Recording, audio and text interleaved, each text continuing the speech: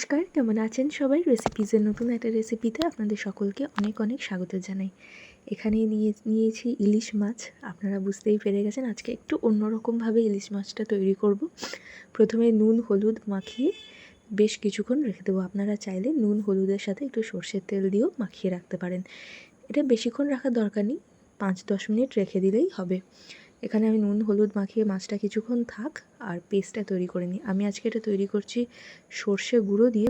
তার মধ্যে দিয়ে দিয়েছি স্বাদ মতো নুন, 2টো কাঁচা লঙ্কা, একটু বেশ কিছুটা পরিমাণে সর্ষের তেল আর জল দিয়ে প্রথমে একটা স্মুথ পেস্ট বানিয়ে নেব। এই সর্ষে বাটাটা হয়ে গেলে এর মধ্যে এবার 2 চামচ মতো দই দিয়ে একটা স্মুথ পেস্ট বানিয়ে ওটা রেখে দিচ্ছি। এবার আরেকটা কড়াইতে সর্ষের তেল গরম করে কালো জিরে কাঁচা লঙ্কা ফোড়ন দিয়ে দিচ্ছি। একটু ফোড়নটা ভাজা হয়ে গেলে ওর মধ্যে নুন হলুদ আর কাশ্মীরি লাল লঙ্কার গুঁড়ো দিচ্ছি। আপনারা চাইলে কাশ্মীরি লাল লঙ্কার গুঁড়োটা নাও দিতে পারেন, একটা সুন্দর রঙের জন্য দিলাম। আর এবার যে আমরা সর্ষে দই দিয়ে যে পেস্টটা বানিয়ে রেখেছিলাম সেটা দিয়ে কন্টিনিউয়াসলি নাড়তে হবে, কারণ এতে দই দেওয়া আছে তো, নাহলে গ্রেভির টেক্সচারটা ভালো হবে না। তো এখানে আমার সুন্দর মতো এটা ভালো করে কষা হয়ে গেছে, তেল ছেড়ে দিয়েছে। এবার মিক্সির বাটিটা ধুয়ে আমি পরিমাণ মতো জল দিয়ে দিচ্ছি। আমি এটা একটু শুকনো শুকনো করব, আপনারা চাইলে একটু ঝোল ঝোল করতে পারেন, বেশি জল দিতে পারেন। ভালো করে যখন একবার ফুটে গেছে তখন সবকটা মাছ দিয়ে দেব।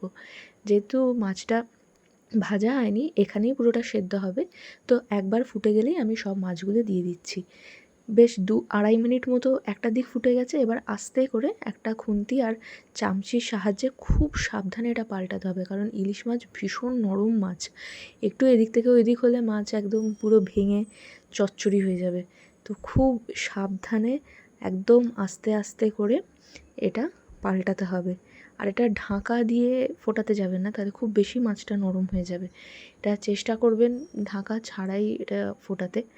এটা আমি পাল্টে দিয়েছি। এবার এই দিকটা আরও 2 মিনিট একটু ফুটে যাক।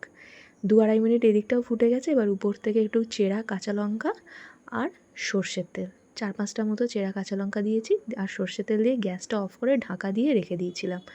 আরও একটুক্ষণ ঢাকা দিয়ে রেখে দেবেন, তাহলে খুব সুন্দর এটার একটা কালার আসবে আর রং ছাড়বে। গরম ভাতে এরকম দই ইলিশ একবার ট্রাই করে দেখবেন।